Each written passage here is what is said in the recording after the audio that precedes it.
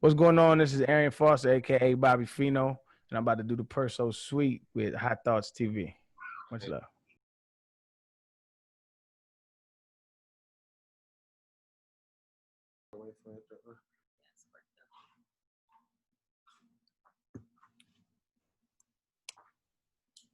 Hey, what's up?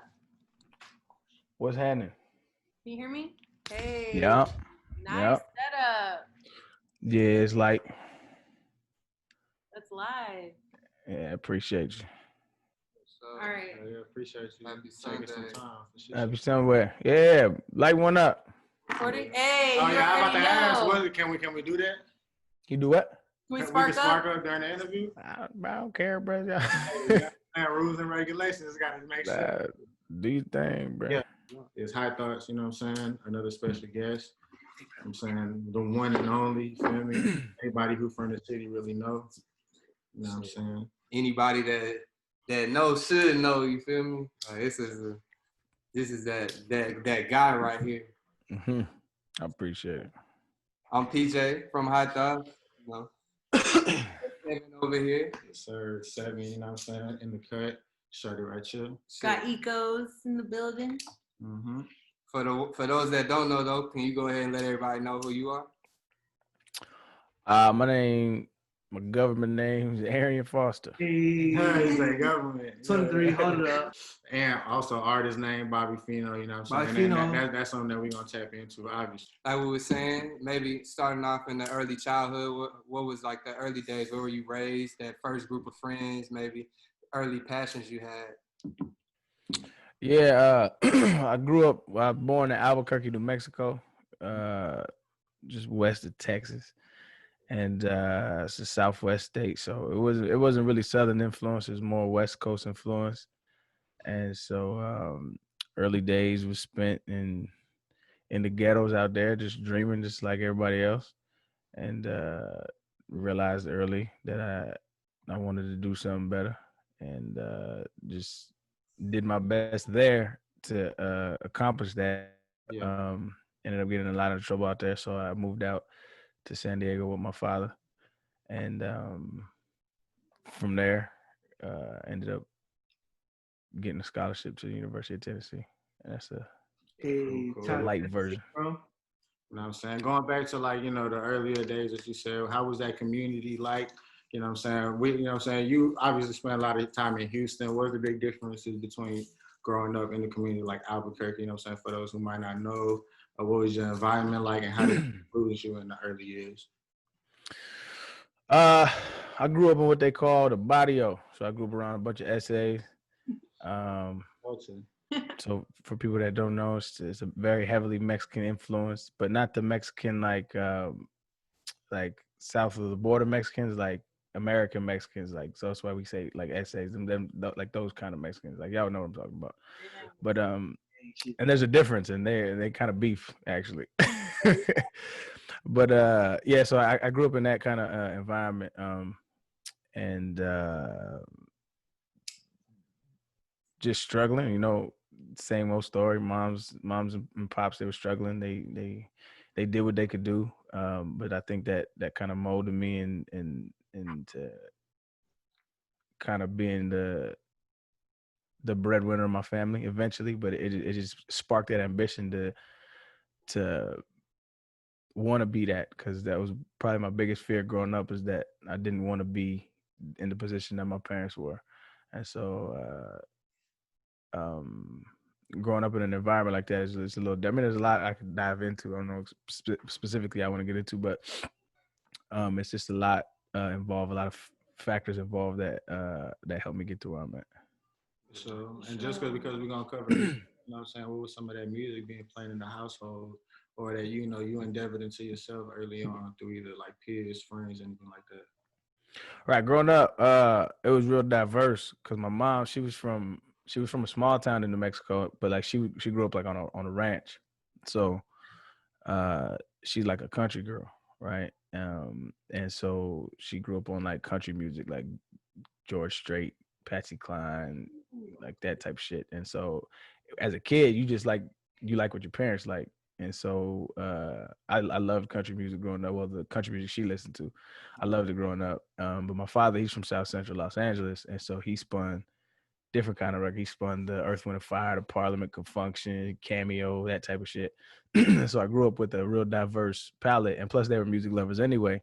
So I at a young age I really appreciated all art forms of music. I wasn't really biased culturally, and then on top of that, you know, my generation was rap. And my favorite artist of all time was Tupac, and so that was I was heavily influenced by him. So, Hey, friend, ask a question real quick. So Yo, Arian, what's good, yo, brother? what's up, family? Hey, man, Ryan from Sugarland, man, Texas. You know what I'm saying, man?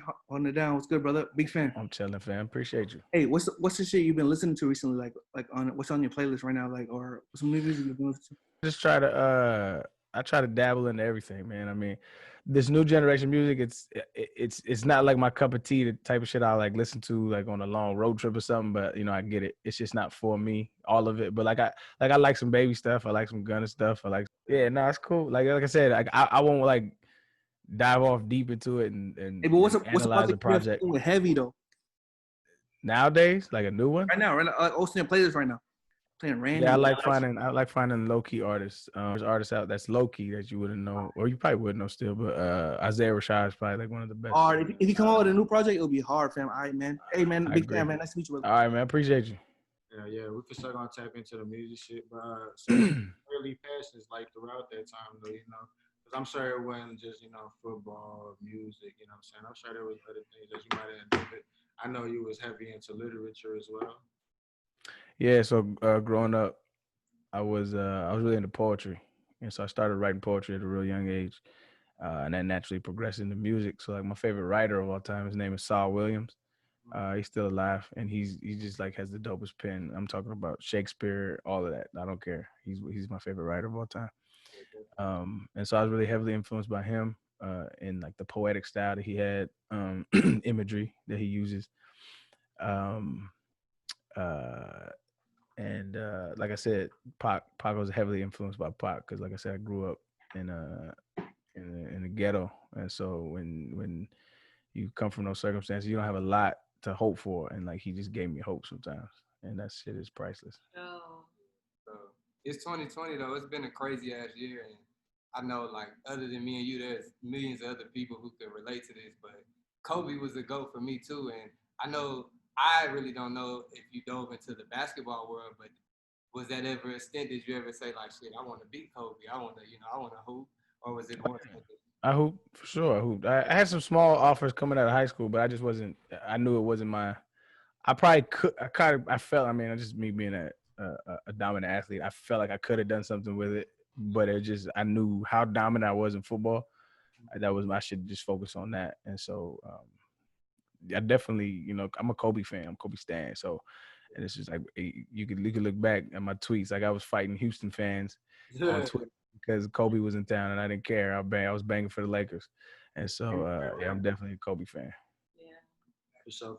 Well, a little bit on like the early days, how was the process for you getting to like high school football, organized to like more college at Tennessee as well, and then moving on to the league, you know what I'm saying? Like, how would you describe your work ethic to get to each level and describe a little bit like, of the steps that it took to get to each one? It's weird looking back because like in the back of my mind, it's like I always knew, but you never really, there's no, magic ball that's gonna tell you what's gonna happen. And so, but in my mind, I always knew. But I was lucky that I had a dad that understood in a little ways the pathway to get there. And so that's the kind of template that I followed. And so like in high school, while everybody was out partying and doing all that stuff, well, the latter years of my high school, because early in my high school, yeah, I was doing that shit too. Later on, I had to get focused because I had like a 1.7 at one time. I was just doing stupid shit. And so I refocused, and so while everybody's out doing all that stuff, I was running hills. I was up early in the morning. I was doing stuff nobody wanted to do, and you can see the benefits from all that work ethic pay off immediately. And I think after years and years after doing that stuff, it just pays off. And then going to college is kind of the same thing. I think we all fall victim to our environment sometimes, where it's like you get complacent and you get comfortable. Yeah. And I think that that's the difference between like good and great is understanding your vision and realizing that your vision is bigger than your now and your moment. And so I think once I left college, that really hit me, and that always stuck with me. And so that's kind of the place I live now. Yeah, that's beautiful. So let's talk a little Bobby Feeno. When did you get that name? How did that come about? And how early did you pick up the pen and start, creating? Right. So that's like I said, man. I've been writing poetry since I was a kid. So it's like 10 years old. Um, so I've always written. I used to be on this website. So my favorite writer, he used to have this website. This was back in the AOL dial-up days. But he had a website where he had a message board, and in the message board you had like a little account that you logged in, and you shared poetry, and so it was just poetry. And so I was like 10 years old or something like that, and just like writing poems. And so how I knew I was different was like, these are like grown people, these are adults. I was definitely the only kid on that site. And they're sharing poems, and they're giving me feedback on mine, like, yo, like one day I wish I could write like you. And I'm like 10, 12 years old. And so this is how I knew my pen was different. And so I always loved music. I always loved writing. And so it naturally just came together. And so like when I was like probably 15, one of the homies had a computer. And so we just started making music. I was always writing the music, but we started making music, started doing stuff. And just over time, I was just always doing that, perfecting my craft. If I wasn't doing anything with ball related, I was always in my little makeshift studio, just making music. And after a while, why I decided to put something out in the first place was because, if you ever make music, you pass it around, you're in a circle, right? Your friends or your family or whatever. And, they're like, oh, hey, man, this is good. This is dope. Yeah, this is cool. But after a while, the music that you're making, they're like, yo, I will bump this. I don't care if this is you or not. This is dope. And so like those kind of like, because you always think your shit is good because you make it, right? And so Right. I like to think I'm objective, but after a while, when the people that you love and you respect their word, they're not lying to you no more, and you can tell.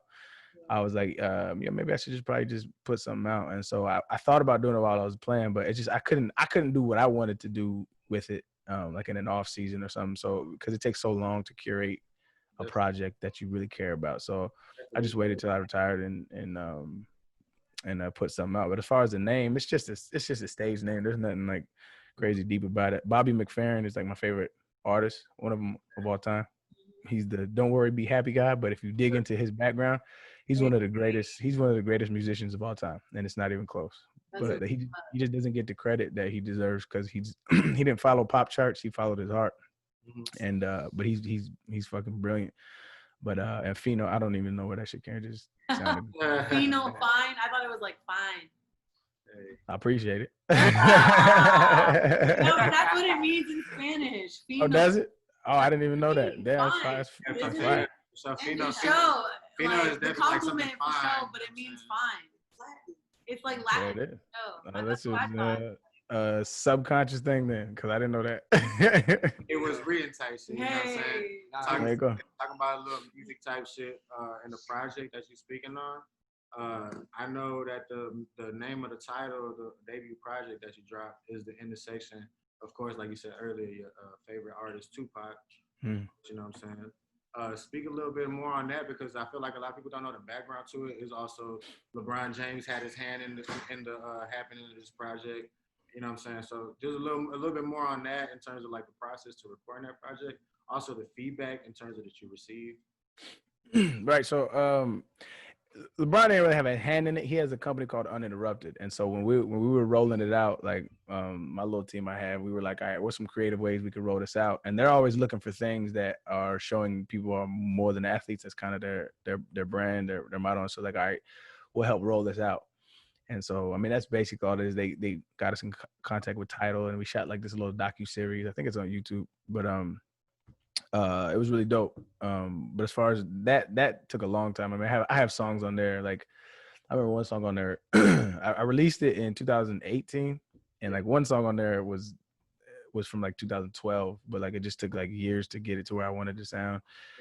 Just been curating some of those songs. So like, I mean, I like that project, but it's just like not my best work in my opinion. It's just like my first work, and it's just like kind of get my feet wet. But people really enjoy it, and I mean, of course, I enjoy it, but people really enjoy it, and they enjoy it so much. So my next little EP I put out is called A Late February. Out for about a year now. That one actually was released under Mass Appeal. Mass Appeal is Nas's record label, and so I signed with Mass Appeal, which is pretty dope.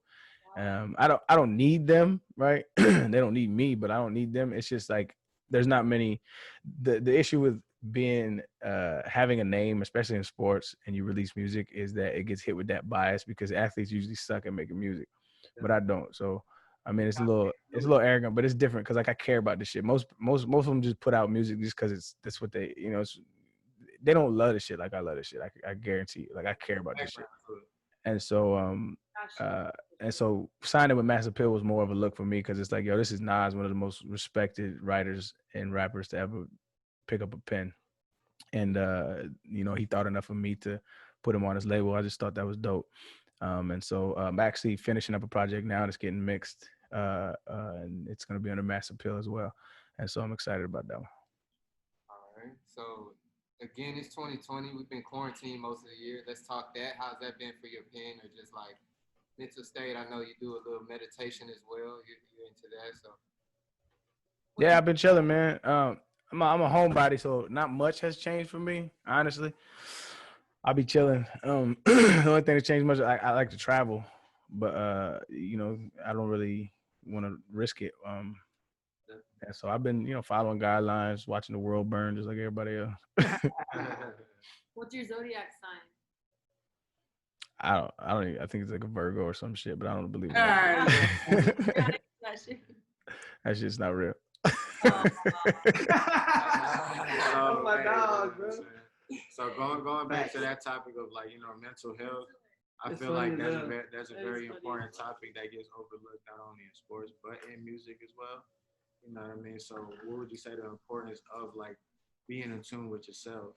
Because I feel like that's something that you always projected throughout your career, even like in terms of the touchdown, you know, celebration, you know.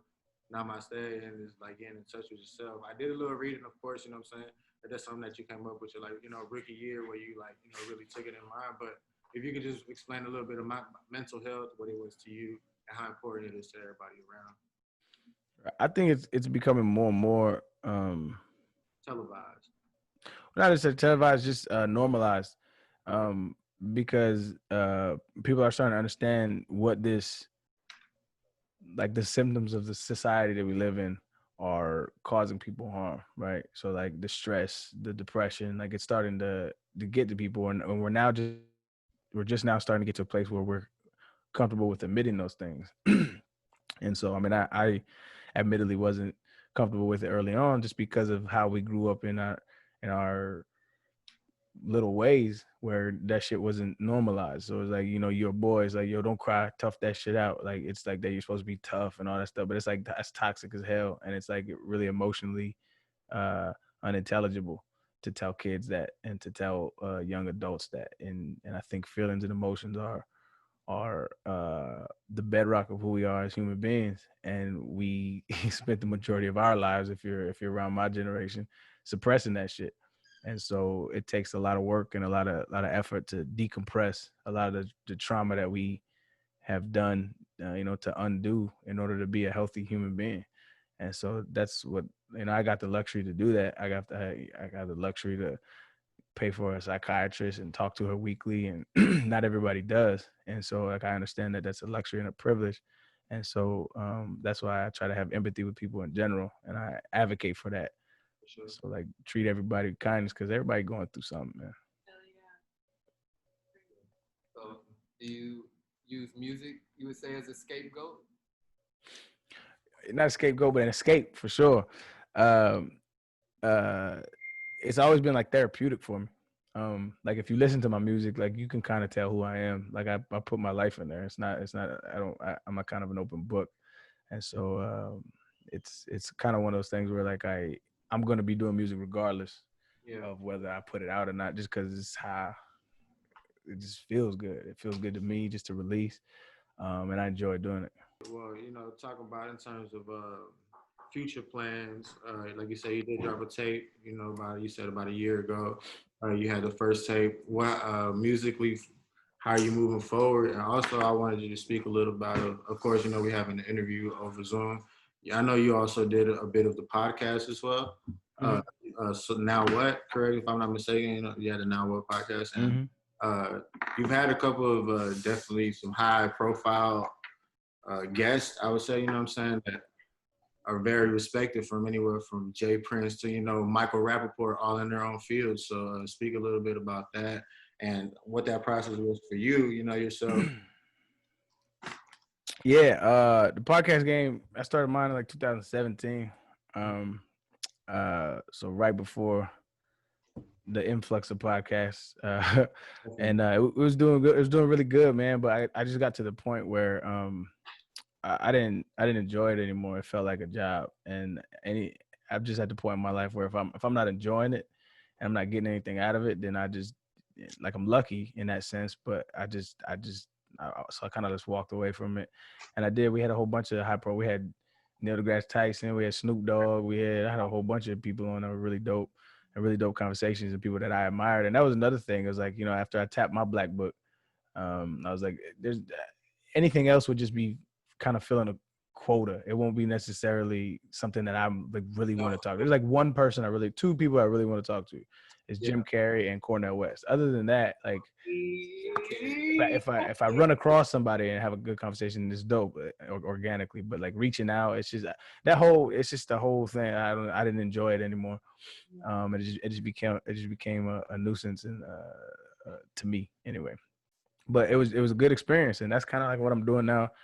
In general, is like just using my 30s to experiment things. Do whatever I want to do. I'm gonna do a podcast. I'm gonna do music. I'm gonna right now, like, this setup is just for gaming. So I stream on Twitch, and it's fun. I stream games, and that's growing too. And so it's like, it's just whatever I want to do, I'm gonna do it. And so I encourage people to do that anyway, because you're all gonna die. We're all gonna die. And so you don't want to be 50, 60, 70 years old, mad and kicking yourself because you're like, man, maybe I should have. Just go do it. Fuck what everybody else thinks. Go do that shit. No, for sure. For I'm sure. saying that's what we encourage a lot of on this end. I'm saying, a lot of just manifesting ideas. What I mean, and just going for them, because it's something for you to think of something, but it ain't shit till you really make it happen and make it shake. Yeah. Yep. Talking as far as recording music, is this also done at home? Is there a typical studio you like to go to? Maybe an engineer you like to work with, or all at once? Yeah, no, I got a studio upstairs. I record there, and then I got a engineer that I use in New York. It was D'Angelo's engineer, and I have another one in LA that I was working on this project that I'm finishing up now. He's a Hit Boys engineer. So, like I said, I'm real lucky to be able to reach out to people that I enjoy and people that I respect, and have them be a part of my work, and for them to enjoy it as well, because that's an entirely different thing. Yeah, quick shout out to Hit Boy. He for sure, was an influence. I myself produced, what I'm saying? So shout out to Yeah, that. it's the homie. A lot of people don't know he got a lot of the hits, what I'm saying, that was really circulating. But Yep, Surf Club. for sure. So in terms of Twitching, what I'm saying, like, how's that world, and what games, and how can people reach you through that? It's just Twitch, and then type in Bobby Feeno. But as far as that, I do, it's just whatever I'm feeling. Like right now, I'm really into this shooting game called Valorant. It's really dope. It's a PC game. But I found out Minecraft the other day. That's a really dope game. I didn't know about that shit. But Like the people, building. yeah, it's like it's like 8-bit and you build shit. I didn't know how cool it was, but shit is dope. Oh yeah. And sometimes I just get on there and talk politics with people and discuss opinions and ideas, and that's fun to me. That's loud. So, talking politics briefly, because that's like a really a touchy subject, especially in the world right now. Lately, I know you've probably seen that Kanye announced he was running for president. What was your opinion on that? Yeah. I think Kanye is a brilliant artist. I think he's probably the best artist overall in my generation, and up there with the best artists of all time.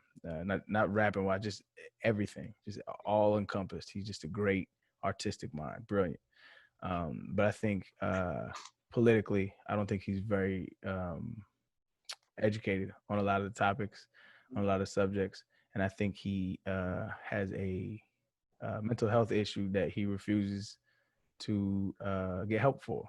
And so I think that all of that combined is a recipe for exactly what's happening now, where he goes in these manic episodes, and he admittedly, so this is not me projecting, like he admitted that they're manic episodes, and he doesn't want to take his medicine because it stifles his creativity, which is, I mean, it's a good conversation to have, but it's still a problem.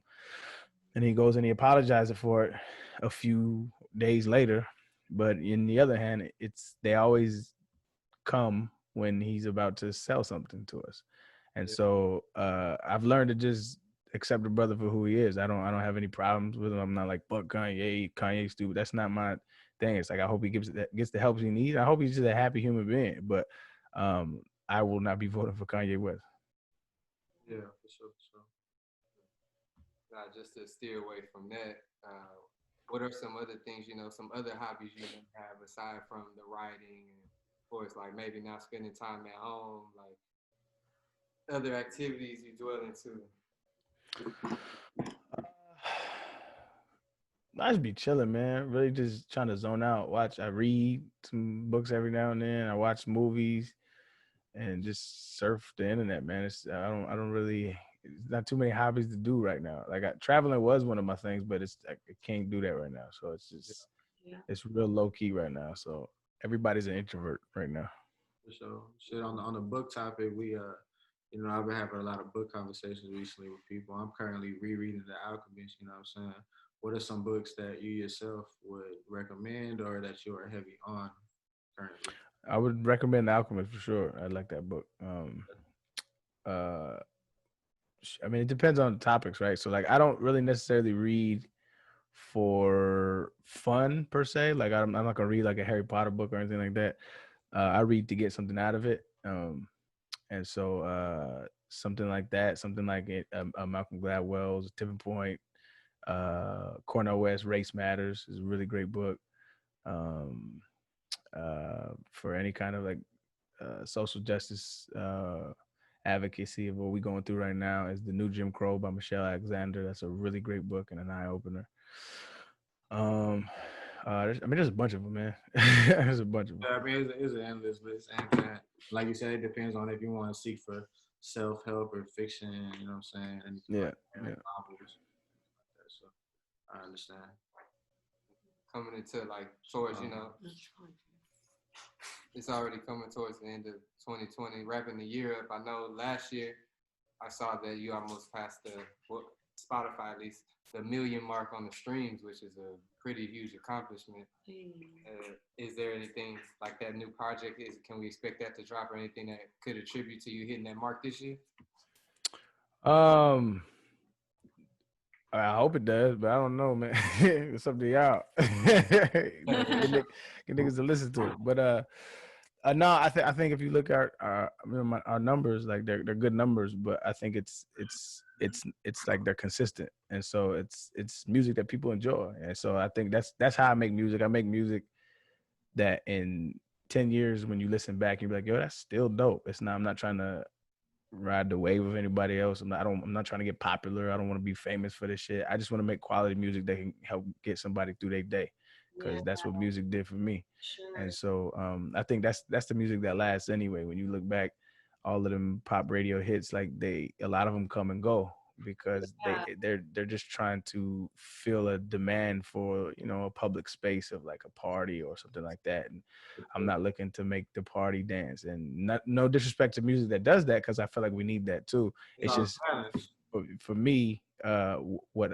fulfills me as a human being is touching somebody. Because I went on a tour early January before all this shit kicked off, and I went on like an 8-city tour in the South, and like I was in North Carolina, and I had never been to North Carolina like before, and there's dudes in the front row that was every word to the song I was rapping, every single word, and they came up to me afterwards like, yo man, when you said this, I felt this. And it's like that's like one of the greatest feelings on earth. It's like I had never met in North Carolina come up to me and says he felt what I put out, and like that's what it's for. If it wasn't for anything else, it was for Buddy in North Carolina. And so for me, making music like that is what fulfills me at this moment. And to your question, I'm finished up with this project, and I feel like this is the best work that I've put out. I'm really proud of this, and it's hot. So I'm excited for it. Yeah. When are we looking on that? Maybe later this year, early. I mean, it just depends, man. I got some ideas for rollouts. You got to be really creative with rollouts nowadays, because we just live in a culture where it's like everybody just wants it now, and so you got to be creative with how you roll it out.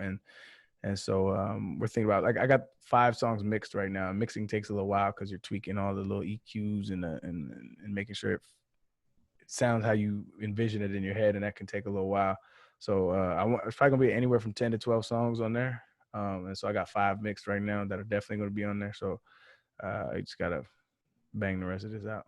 Hey. For sure. Well, you know, we're gonna be waiting on that shit this end. Hell yeah.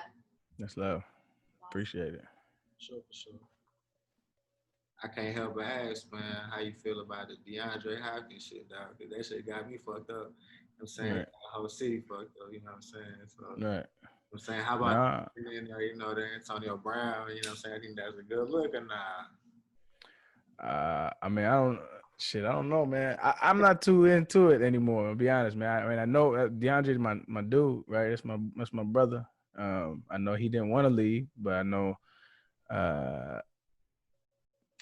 it's a business, man. Like, and those dudes upstairs is what we call them. They don't really care. They doing what they see fit. And so if they got a vision, they're gonna execute that shit, and they're gonna execute everybody in the way. For sure.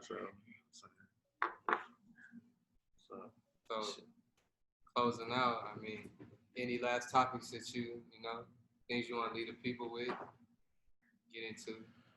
Nah, man. I mean, shit. Whoever's listening to this, man, just go live life, cause this shit ends, dog. Hate to be all morbid, but it's a true fact, man. So just do what you love to do, man, and be who you say you are. For sure. I'm just, you know what I'm saying, with a guy that seems like very in tune with himself and in tune with his surroundings. You think this life shit is written, or do you think you really control your life? Nah, I don't think it's written, and I don't think you control it either.